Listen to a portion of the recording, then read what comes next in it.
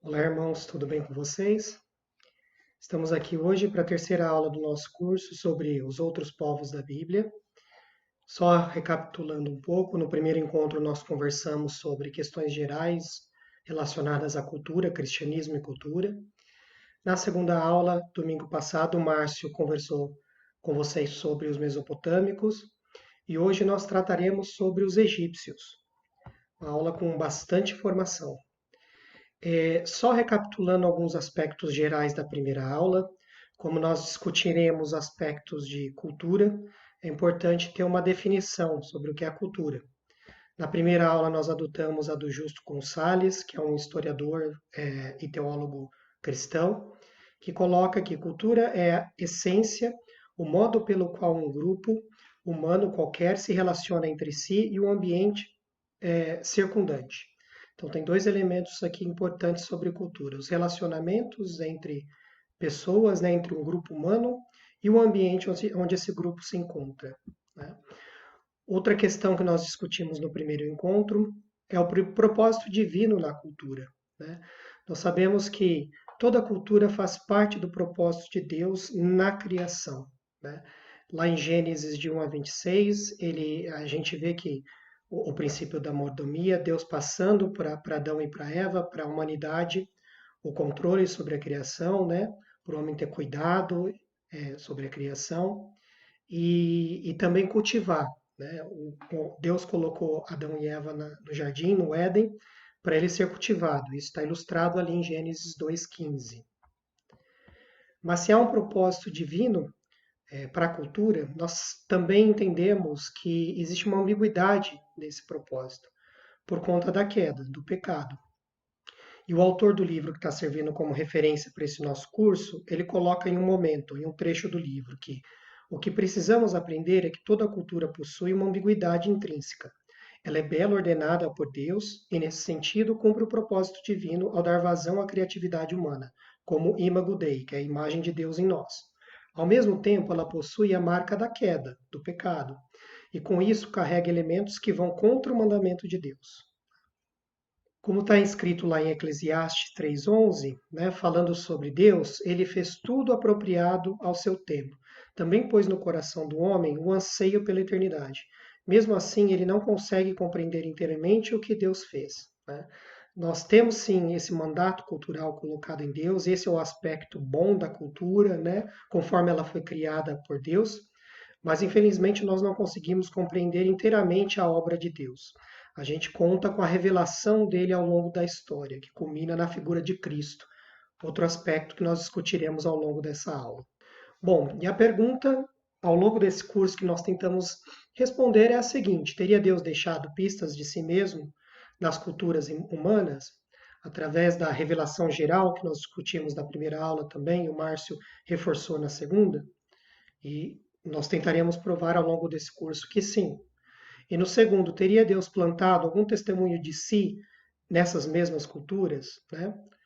Mais uma vez, nós acreditamos que sim, que isso tudo culmina com a revelação de Deus através, primeiramente, de Israel e que se culmina na figura de Cristo.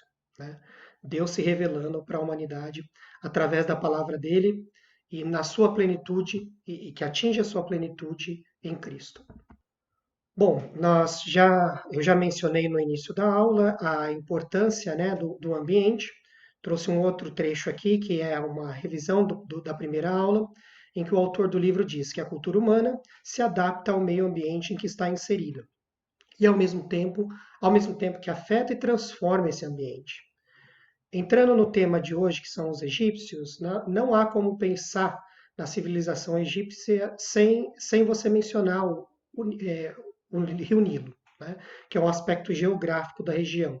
Nós iniciaremos esse estudo falando sobre a geografia do Egito.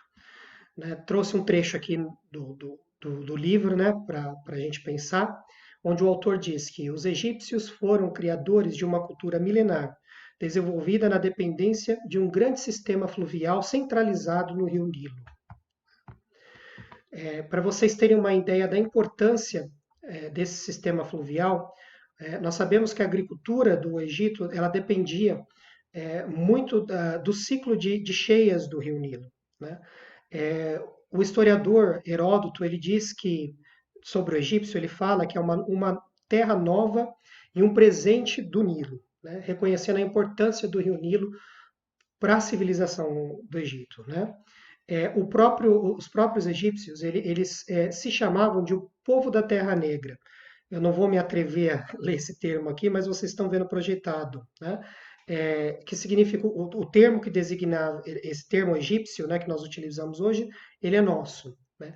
Mas o povo se autodesignava como povo da Terra Negra, só para demonstrar a importância dos ciclos de cheia, né, do rio Nilo, que trazia esses nutrientes e dava essa coloração negra para a terra. Uma terra, para quem gosta de plantar, de trabalhar com jardim aí, teve experiência com roça, sabe que é uma terra rica em nutrientes, essa terra negra, né?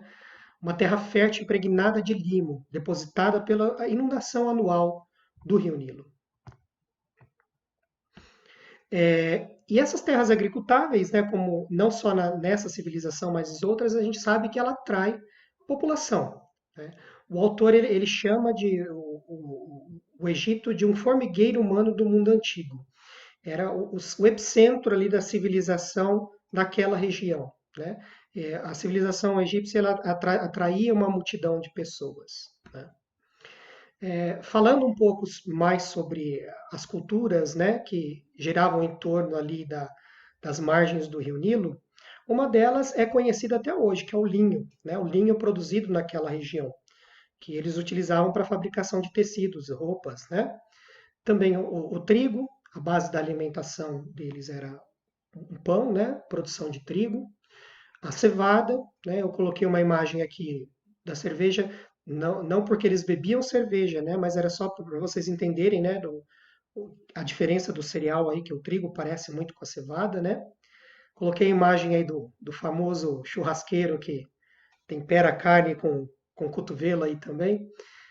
Só para mostrar que eles comiam carne vermelha, sim, mas era mais reservada para as elites, né? A população em geral, a fonte de proteína primária deles era o peixe, tá? Justamente por conta da proximidade com o Rio Nilo, né? Esses peixes eram pescados no Rio Nilo. Outra dádiva do Nilo, né? Outro presente do rio para essa civilização é a argila, que era utilizada para a fabricação de tábuas, onde os egípcios registravam a sua escrita, os hieroglifos, né? E também como a gente conhece pela história, pelas histórias do Velho Testamento, né? Quando nós lemos sobre a figura de Moisés e como ele foi utilizado para resgatar o povo hebreu da escravidão do Egito, essa argila também era utilizada para a fabricação de tijolos, né? Misturando com palha. Então, outra importância do Rio Nilo ali para a construção, para o registro escrito da civilização egípcia. Outro aspecto ali da região, né, que eu acho que muita gente já ouviu falar, é o papiro. Papiro, para quem nunca viu, é essa planta, né, e com essa planta, né, eles conseguiam extrair uma fibra vegetal para a fabricação do papel, né, e que eles também utilizavam para os registros escritos deles, né. Mas essa fibra vegetal também era utilizada na fabricação de vários utensílios, como essa cesta que eu coloquei aí para servir de exemplo para a gente, né? Bom, aqui tem um mapa do Egito, né, do Império, para vocês conhecerem um pouco, né? Não vou me alongar muito esse aspecto específico, né, que o foco dessa aula não é história ou geografia. Eu vou gastar mais tempo falando de fato sobre ligação com a Bíblia, né, com o cristianismo, mas por curiosidade, para vocês verem a importância do rio, do rio, né, do rio Nilo, ele começando aqui, né, e desembocando ali no Mar Morto. Olha só que a civilização egípcia, ela praticamente se desenvolveu no entorno do rio Nilo, né? Bom, passando um pouco agora sobre os aspectos políticos, vocês já conhecem muito bem a história de Moisés, a história de José, então vocês sabem que o estatismo egípcio, a política egípcia, se desenrolava em torno da figura do faraó, por isso que nós chamamos de um estatismo faraônico. os frutos do desenvolvimento do Egito ficavam na corte do faraó, né? Então, tudo que era produzido ali, a riqueza do império se concentrava na corte. Os impostos e trabalhos compulsórios, né, em formato de corveia, eh, eles eram todos concentrados na corte do faraó. Esse sistema de corveia são pessoas que têm até acesso à terra, né, são agricultores, mas que eram obrigados a trabalhar também em determinado tempo nas terras do faraó, passar parte dessa produção para a corte do faraó, né, em formato de imposto. E o governo ele armazenava os excedentes de alimento produzidos na região. Quem era responsável pelos celeiros, né, do Egito era o governo. E os irmãos conhecem, né, isso pela história de José. Todo mundo sabe que José foi colocado por Deus como governador do Egito, né, por um tempo. Os irmãos acharam que estavam se livrando de José, se incomodavam, né, com o quanto Deus abençoava José. E ele passou por toda aquela aventura de escravidão, né, pela casa de Potifar e ser vendido como escravo pelos irmãos. Mas nós sabemos que nesse processo todo Deus estava preparando José para livrar o povo todo, né, não só Israel, mas o povo daquela civilização, naquele momento, de uma fome, de um período de fome extremo, né? Então, interessante lembrar isso também, do que os excedentes de alimento eles eram administrados pela corte do faraó. Como os irmãos podem ver aí na imagem, né, tem uma pirâmide social do Egito. Na base era uma sociedade escravocrata, então nós tínhamos os escravos, os camponeses, os artesãos, os comerciantes, os escribas, né? A gente já discutiu um pouco aqui sobre os hieroglifos, então nós sabemos que eles dominavam a técnica da escrita e eles tinham uma função administrativa dentro do Estado egípcio. Depois, os soldados, né? Era um povo conquistador, era um grande império, foi o grande império daquela região específica ali, né? Do norte da África. Os nobres e sacerdotes, e por cima, né, do extrato social, estava a figura do faraó. Religião, né? Os egípcios ele eram monistas, cuidado para não confundir monista com monoteísta, né? Monista quer dizer que o mundo, eles viam o mundo como um mundo integrado. Eles não separavam religião de política e de sociologia, né? Esses aspectos todos caminhavam juntos. Então, por isso nós dizemos que a religião egípcia era monista, né? Também não acreditavam em oposição de bem e mal, como nós sabemos, né, da existência do diabo, que é mal, e de Deus, que é bom. Para eles, não, eles acreditavam em opostos que se complementam, né? Tem uma figura que representa bem isso, não é dessa cultura, mas eu acho que é mais fácil para ilustrar um pouco esse aspecto da cultura egípcia, que é o yin e yang, né? Aquela imagem dos semicírculos que se complementam, uma imagem branca com uma negra, né? Então eles acreditavam nesses opostos complementares, não antagônicos, né? Eles eram politeístas, então não adoravam um Deus só, era um grande panteão de deidades egípcias, né? E a gente vê isso ilustrado num antropomorfismo, que forma de pensamento que atribui, né, que é uma forma de pensamento que atribui características ou aspectos humanos e animais, deuses, elementos da natureza e constituintes da realidade em geral. Então tem uma imagem aí para os irmãos que os irmãos conseguem ver de algumas deidades egípcias que vocês veem que tem essa característica antropomórfica, né, que mistura elementos de ser humano com animais, né? Essas são as deidades deles. Pensando um pouco, trazendo isso para a nossa realidade cristã, eu coloquei um texto aí de Romanos 1, 18 a 23, que eu vou ler com vocês. Portanto, a ira de Deus é revelada dos céus contra toda impiedade e injustiça dos homens que suprimem a verdade pela justiça. Pois o que de Deus se pode conhecer é manifesto entre eles, porque Deus lhes manifestou. Pois desde a criação do mundo, os atributos invisíveis de Deus, seu eterno poder e sua natureza divina, têm sido vistos claramente, sendo compreendidos por meio das coisas criadas. De forma que tais homens são indesculpáveis, porque tendo conhecido a Deus, não o glorificaram como Deus, nem lhe renderam graças, mas os seus pensamentos tornaram-se fúteis e o coração insensato deles obscureceu-se. Dizendo-se sábios, tornaram-se loucos e trocaram a glória do Deus imortal por imagens feitas segundo a semelhança do homem mortal, bem como de pássaros, quadrúpedes e répteis, né? Então, nós sabemos que esse aspecto da adoração egípcia politeísta, né, não é de Deus, né? E isso é bem ilustrado nesse trecho, nesse excerto de Romanos 1, 18 a 23. Outra característica importante da religião egípcia que eu trouxe aqui, que os agrupamentos divinos, a gente vê muitos agrupamentos divinos em tríades, dentro desse panteão politeísta deles, né? Que eram expressões da pluralidade e da unidade ao mesmo tempo.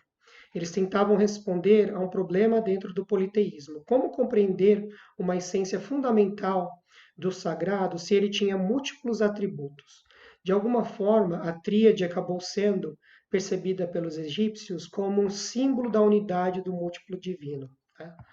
Aí eu coloquei para vocês aí, vocês podem pausar o vídeo, né? E constatarem dentro desse panteão deles, né, como essas deidades se organizavam em tríades de Deus Pai, de Deus a Mãe e de Deus Filho, né? Importante frisar que não tem nada a ver com a nossa Trindade, né? Com o mistério da Trindade do Deus Pai, Deus Filho e Deus Espírito Santo, né? Mas talvez essa já seja uma intuição de que como o sagrado se manifesta, né, na figura de três pessoas que foi plantado ali no coração da religião dos egípcios, né? Outro aspecto, teve um faraó egípcio que fez um ensaio para o monoteísmo. Não que nesse período deixou-se de acreditar nas outras deidades, mas dentro do culto regulado pelo Estado, lembra que o faraó ele era o chefe de um chefe político, um chefe religioso, né? Ele adotou esse faraó por um momento um culto de um Deus só dentro desse panteão, né? Então, que é o Atom, que era representado pelo círculo solar. Então, por um tempo, o Estado egípcio ele ensaiou um monoteísmo, lembrando que ele nunca deixou de ser politeísta, mas nesse período, né, durante o reinado desse faraó, o povo só podia adorar dentro do panteão egípcio esse deus. Então, o faraó ele era responsável pela administração política e religiosa, ele era a figura central na sociedade egípcia, né? Nós já falamos sobre uma característica da religião deles, né, que eles eram monistas, eles acreditavam no mundo único, integrando religião, política e sociologia, e neste mundo o faraó tinha uma figura central. Ele era tido como filho de um deus, nós discutiremos um pouco isso depois, né? E ele era responsável pela justiça, um deus encarnado, responsável pela manutenção da justiça e da ordem na sociedade. Então, se passasse por um período em que a sociedade estivesse perdendo muitas das guerras com os povos vizinhos, né? Em que eles passassem por um período de fome, que o Nilo não subisse na época das cheias para que eles pudessem plantar. Quem era culpado disso era o faraó, né? Ele tinha essa responsabilidade, era essa atribuição dele, manter essa ordem, essa justiça na sociedade egípcia, né? Que eles chamavam isso de Ma'at, né? Então, a grande preocupação dos egípcios era que a ordem natural e social não fosse perturbada, né? Então, e quem era responsável pela manutenção disso era o faraó, que era tido como um deus vivo, né? A encarnação de um deus. O culto divino ele era realizado nos templos como parte de atividade estatal, né? Quem regulamentava a religião era o Estado. E religião e política estavam unidas na figura do faraó. Então é importante a gente pensar um pouco agora, traçando um paralelo com essa figura do faraó, entendendo essa importância, essa centralidade dele na sociedade egípcia. Vamos lembrar um pouco sobre como Deus libertou seu povo da escravidão no Egito, né, através de Moisés. Né? A gente já leu, já conhece a história das pragas, né, que Deus mandou para poder amolecer o coração do faraó, para que o faraó deixasse o seu povo ir adorá-lo, né? E eu trouxe um trecho do livro aqui para a gente pensar um pouco sobre isso.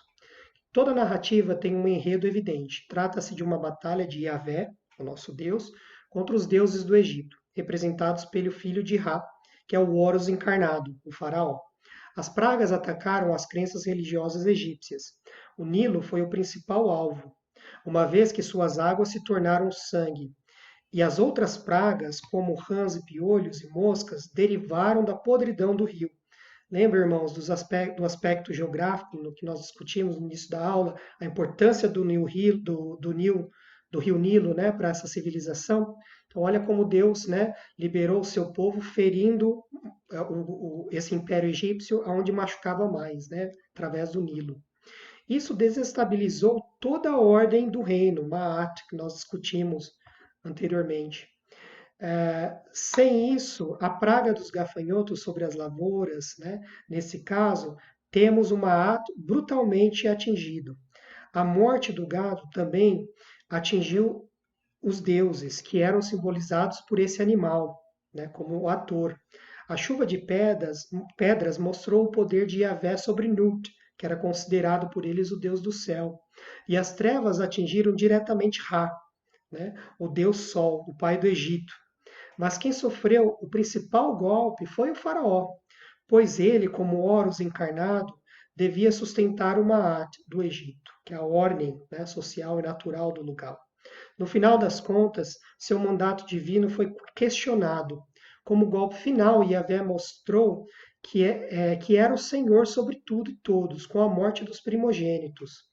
Né? Eles lhe pertenciam, mesmo que entre eles estivesse um potencial Horus, que eles acreditavam como a encarnação do Deus, né? O filho do faraó, futuro rei do Egito. Então Deus, através das pragas do Egito, ele demonstrou para aquele povo quem de fato é o único Deus, digno de adoração, o Senhor de Israel, que é o nosso Deus. Outro paralelo que eu achei bastante interessante, eu gostaria de dividir com vocês, tem nesse livro aqui, que é Tempted and Tried, do pastor Russell Moore, e eu trouxe 2 trechos para ler para vocês aqui, vocês refletirem um pouco sobre isso. E o próprio faraó exercia o poder porque se acreditava que ele era o filho de um deus, Horus, né? Já discutimos aqui. Com as palavras de Deus em sua boca, Moisés disse ao tirano egípcio, o faraó: Israel é o meu primeiro filho, meu primogênito. E eu já disse a você que deixe o meu filho ir para prestar-me culto. Mas você não quis deixá-lo ir. Por isso matarei o seu primogênito, como está lá em Êxodo 4, de 22 a 23. Quando o governante se recusou a deixar os hebreus partirem de seu domínio, Deus retaliou matando os primogênitos de todos os egípcios, incluindo do faraó, como está relatado lá em Êxodo 4, 23, 12, de 29 a 30. Deus demonstrou quem era o seu filho, guiando Israel com segurança pelas águas do mar, águas que ele derrubou nos exércitos de Faraó, como forma de julgamento. Traçando um paralelo aqui fantástico com a revelação completa da palavra de Deus, que é o nosso Senhor Jesus Cristo. O apóstolo Paulo chamou essa passagem pelas águas de batismo de Israel, lá em 1 Coríntios de 10 a 2. Como os pecadores arrependidos passam pelas águas do batismo, assim Israel foi livrado da ira de Deus e conduzido em segurança ao outro lado do Mar Vermelho. Né? E Jesus, nas águas, recapitula a história de Israel. Quando ele quer ser batizado por João Batista, né, João Batista fala, mas eu não sou digno nem de desatar a tua sandália. Mas ele fala, é preciso que eu seja batizado. Né?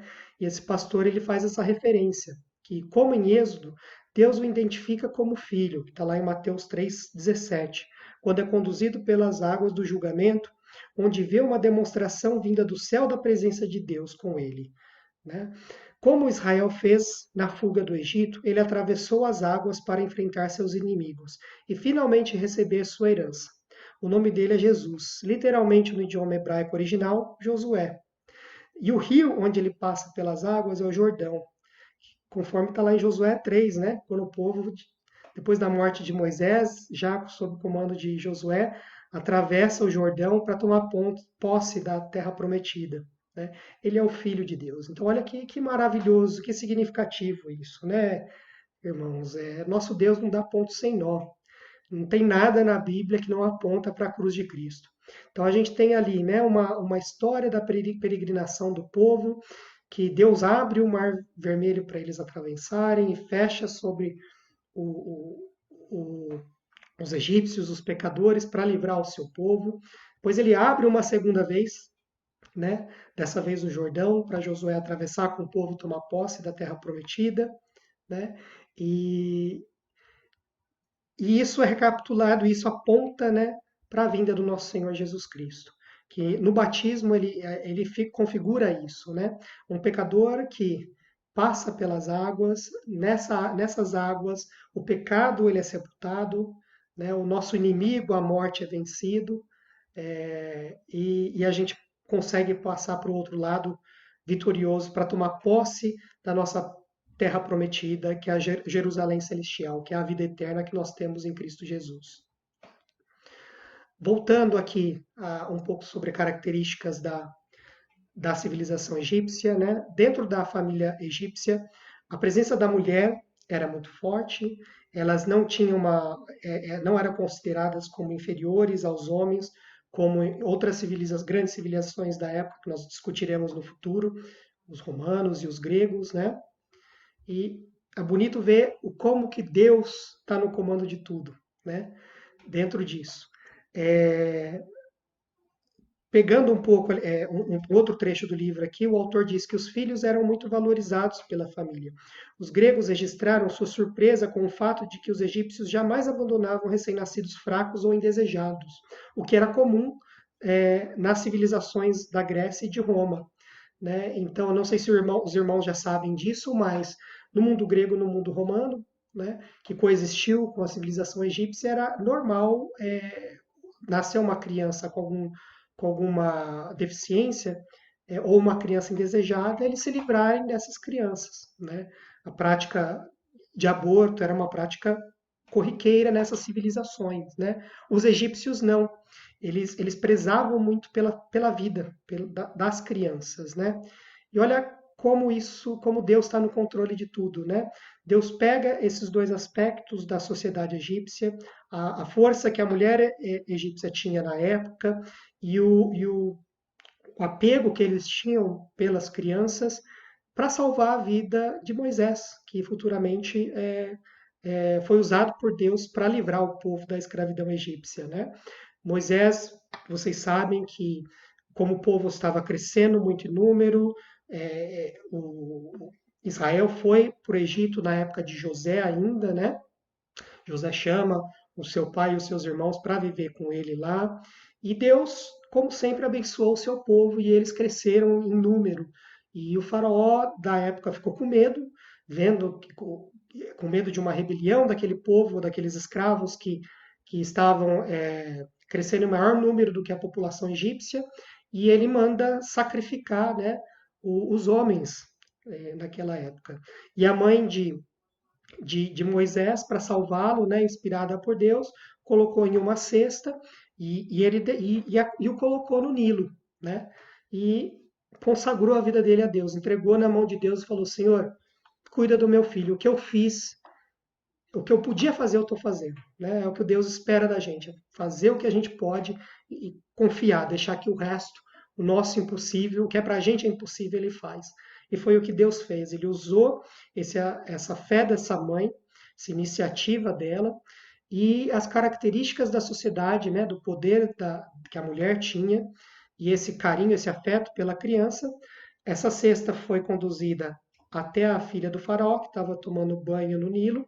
Ela se compadeceu dessa criança e ela adotou essa criança e ela cuidou dessa criança que cresceu para se tornar Moisés. Né? Muito bonito a gente ver como Deus está no controle de tudo da história, né, irmãos? Isso a gente pode trazer para a gente. Não importa a circunstância, Ele espera da gente que a gente faça a nossa parte, como a mãe de Moisés fez, né? E que no restante a gente confie nele, né? Que ele está no controle da história, mesmo em sociedades que não glorificam o nome dele, ele está no controle. Falando um pouco mais sobre o contato do povo hebreu de Israel com os egípcios, com o Egito, nós sabemos por relatos bíblicos, né, que duas tribos de Israel descendem também do Egito, que é a tribo de Efraim de Manassés. Nós sabemos que José, quando foi governador do Egito, ele se casou com uma egípcia, com Asenate, né? Isso, através de relatos bíblicos, nós sabemos que é verdade. Mas esse contato cultural, né, de Israel com o Egito acontece desde a época dos patriarcas, né? E como já mencionamos aqui, José ele foi grão-vizir, governador do Egito, né, no período final de sua vida. Os patriarcas passaram pelo Egito em suas peregrinações também, como já mencionado. Então, nós podemos dizer que o Egito foi o berço para o povo de Israel, porque quando Deus os conduziu ao Egito durante o governo do grão-vizir José, eles chegaram lá em aproximadamente em 70 pessoas, conforme nós lemos no Antigo Testamento, né? O Jacó, seus filhos, seus netos, suas famílias. E nós conhecemos também pelo relato do Velho Testamento que saíram de lá uma multidão de clãs aparentados em 12 tribos. Né? Então, o Egito, o autor aqui no livro, ele chama de o berço do povo de Israel. Né? Deus usou essa terra para multiplicar o seu povo. Em outro trecho do livro, o autor diz que Êxodo vir logo depois da conclusão do Gênesis, quando José pede que seus ossos sejam levados para Canaã, está lá em Gênesis de 50 a 25, em Êxodo 13, 19, Josué 24, 32, é significativo. O conforto da terra abundante do Egito, em um mundo de escassez, resultou em escravidão. Quando isso aconteceu, o povo foi confrontado por Deus para abandonar as coisas que ficaram para trás e tomar o caminho da verdadeira liberdade, partindo para o desconforto do deserto. O Egito era ilusão, sua liberdade uma mentira e sua riqueza passageira. Por isso, o Egito era lugar transitório, assim como seria a Babilônia em um futuro distante. No Novo Testamento, Jesus também foi ao Egito por um tempo para fugir de um déspota, mas seu destino estava com os humildes da terra. Né? A gente vai traçar um outro paralelo agora de toda essa história para a nossa vida, para a nossa caminhada cristã. Selecionei aqui dois outros trechos da Bíblia para a gente ler e refletir, porque nós muitas vezes associamos escravidão necessariamente como algo ruim. E não necessariamente, a gente vê que no deserto, muitas vezes, o povo murmurou contra Deus e disse: Mas Deus, por que o Senhor nos tirou do Egito? A gente estava confortável naquela posição de escravidão. Né? Traçando um paralelo para a nossa vida, muitas vezes a gente, no pecado, está muito mais confortável. Tem uma música que eu gosto muito de escutar, que diz assim, que uma música cristã, que uma pessoa falando com Deus, a cantora falando com Deus, ela diz: Deus, é tão difícil te seguir, mas é impossível te deixar. Eu acho que é essa sensação que nós cristãos temos, né? Que é difícil seguir a Deus, né? Mas é impossível deixá-lo. Então vamos analisar juntos aqui dois trechos da palavra de Deus. Um está lá em Êxodo 16, 3. Quem dera a mão do Senhor nos tivesse matado no Egito. Olha o povo murmurando. Lá nos sentávamos ao redor das panelas de carne e comíamos pão à vontade. Mas vocês nos trouxeram a este deserto para fazer morrer de fome toda essa multidão.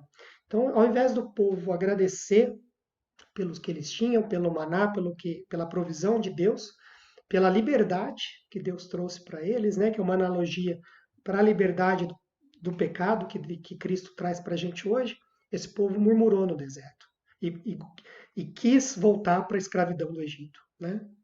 Um outro trecho que está lá em Números 11, de 4 a 6.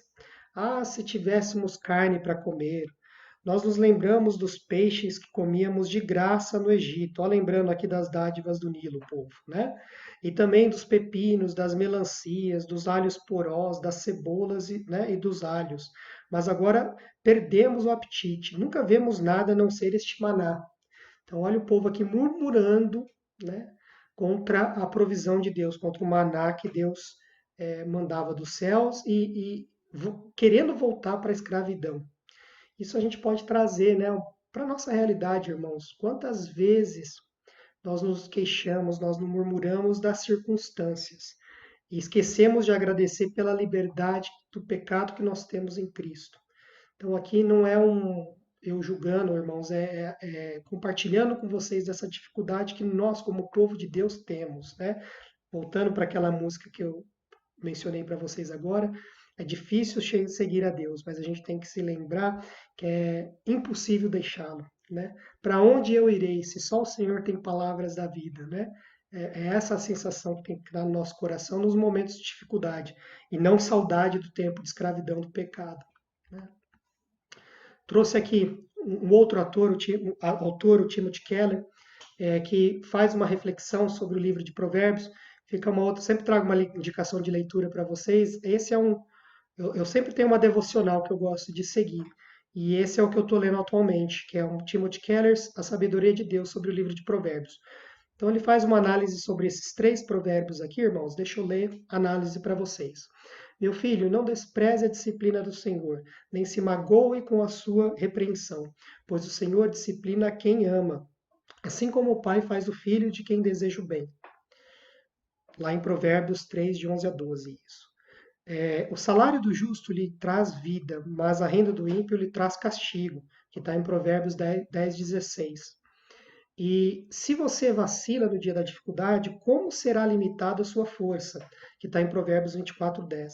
Sobre esses 3 provérbios, o Timothy Keller ele reflete, ele diz que tanto o sucesso quanto o sofrimento nos testam.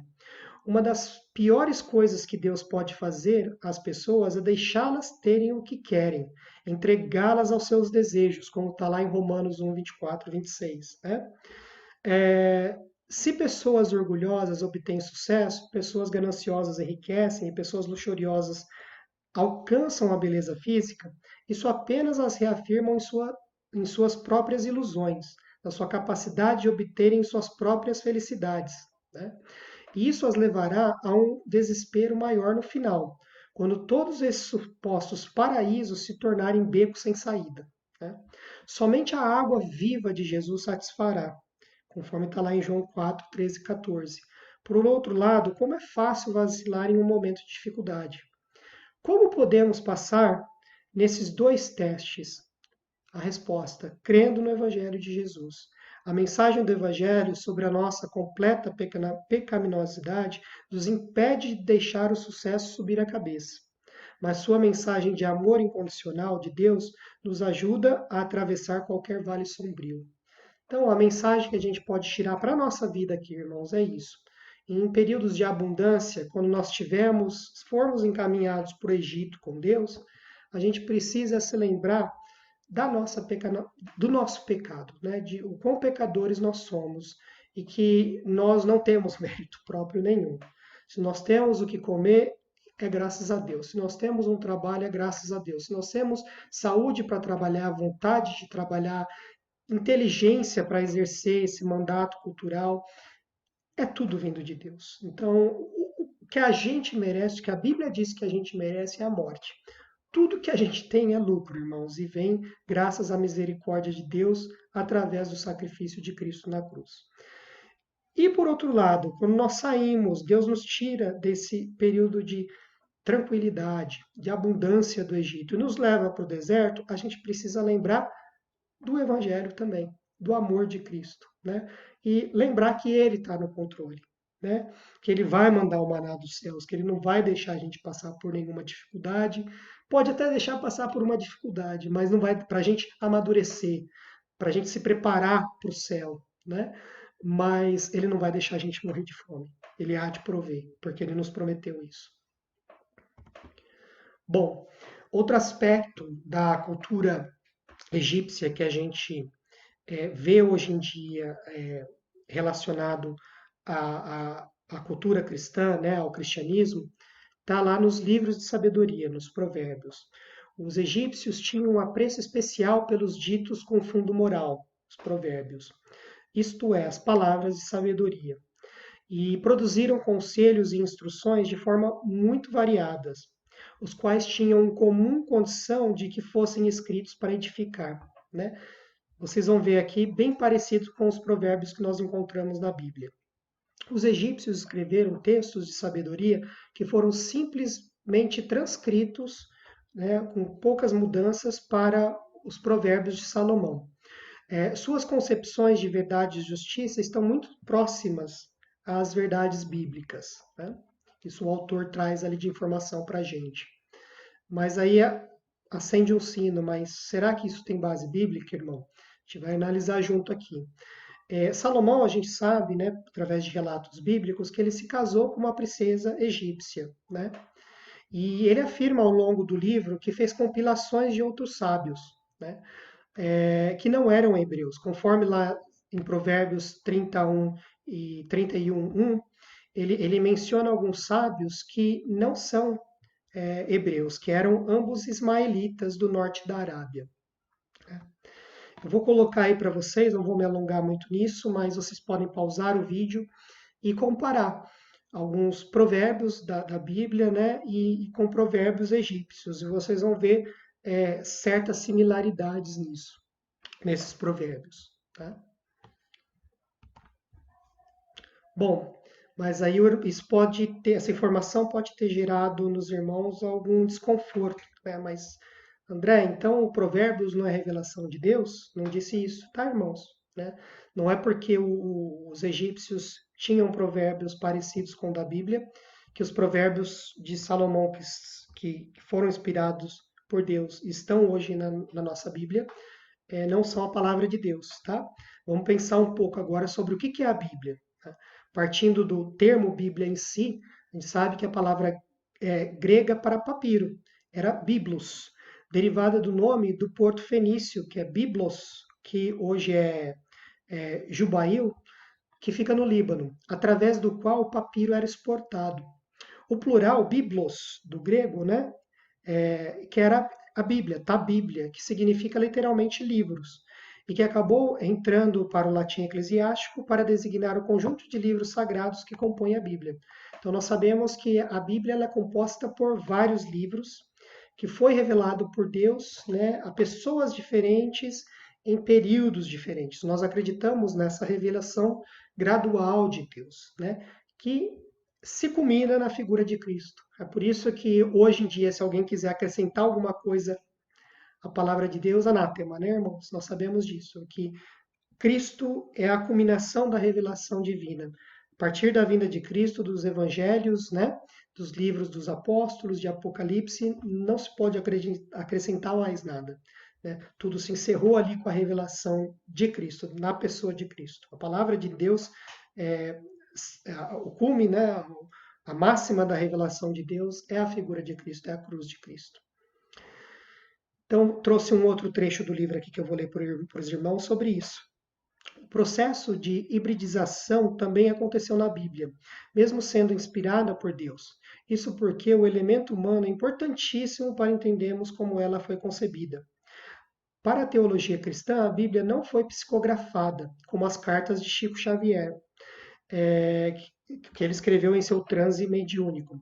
Ela também não foi ditada como o Corão recebido pelo profeta Maomé, na revelação do anjo Gabriel, que é o que creem os muçulmanos. A Bíblia foi inspirada por Deus, mas sem violentar as características do seu autor humano e sem eliminar seu contexto de vida e produção. Os personagens e autores das narrativas registradas na Bíblia estavam constantemente sob choque cultural, sofrendo influências sociais, políticas e religiosas, ao mesmo tempo que Deus lhes inspirava a revelação. Nesse processo foram assimilados ditos de pagãos, como dos egípcios, que a gente acabou de mencionar aqui em Provérbios, né? Os quais, uma vez dentro do cânone, viraram a palavra divinamente inspirada. Se a forma linguística da palavra de Deus no Antigo Testamento foi essencialmente o hebraico, no Novo Testamento foi o grego das ruas de Atenas. Esse processo parece um caos diante dos nossos olhos, né? Desse olhar ortodoxo nosso, acostumado a pensar Deus como aquele que exige ordem. Mas não é. Jesus comparou a ação do Espírito Santo ao vento, incontrolável, invisível, imprevisível, livre, lá em João 3:8. E a experiência do Pentecoste confirma isso em Atos 2. Nesse processo, Deus usou toda essa aparente bagunça, o autor coloca entre aspas, cultural, para a construção da Bíblia. Então, como eu mencionei um pouco mais cedo nessa aula sobre a soberania de Deus sobre a história, nós cristãos acreditamos também na soberania de Deus para inspirar a palavra dele, né? Em diferentes períodos históricos. Nós acreditamos, nós cremos nessa revelação gradual que culmina na cruz de Cristo, com a vinda do nosso Salvador Jesus Cristo. O Márcio, meu caro colega, professor dessa turma também, é um cara das exatas, né? Na aula passada ele externou a sua paixão pelas exatas, eu sou um cara de humanas. Mas de vez em quando eu me aventuro também pelas exatas e eu acho alguma poesia ali. Eu, como de humanas, eu procuro a poesia por trás das áreas de exatas também. E pouco tempo atrás eu estava lendo um pouco nessas revistas de curiosidade científica sobre a teoria do caos, né? E eu peguei um artigo aqui, um trecho de um artigo que eu vou ler para os irmãos, em que diz que em pesquisas recentes mostram algo ainda mais surpreendente. Equações idênticas aparecem em fenômenos caóticos, que não têm nada a ver um com o outro. As equações de Laurent para o caos das massas de ar, das tempestades, surgem também em experimentos com raio laser. E as mesmas fórmulas regem certas soluções químicas, que se repetem quando estudamos ritmos desordenados das gotas de uma torneira. Quer dizer, os cientistas estão conseguindo achar uma ordem, inclusive por trás das gotas das torneiras, né? Afirma o matemático Steven Strogatz, da Universidade de Cornell, nos Estados Unidos. E aí ele coloca aqui o autor desse texto que não é um cristão. Ele diz: isso significa que pode haver uma estranha ordem por trás de toda imprevisibilidade. Só a continuação da escavação científica poderá resolver esse mistério. Bom, irmãos, isso acreditam os que não acreditam em Deus, os ateus, né? Que nós sabemos isso desde sempre. Nenhum cabelo cai da nossa cabeça sem que Deus tenha controle, né? Que ele tem controle sobre os lírios do campo, sobre os passarinhos, ele consegue chamar cada estrela pelo seu nome, ele tem o controle sobre a história geral e ele tem o controle sobre a sua história, irmãos. Então isso eu acho que acalma o nosso coração, né? Os matemáticos, os cientistas estão começando a descobrir que existe ordem no caos.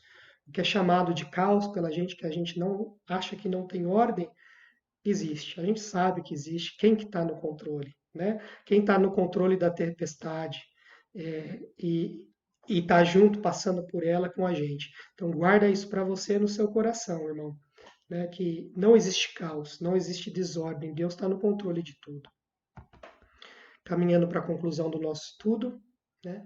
A gente precisa lembrar que Jesus Cristo é o resumo e realidade de todas as religiões e filosofias, o cumprimento profético não apenas da Bíblia, mas de toda a expectativa do sagrado, aquele desejo por Deus que ele plantou no coração humano, né?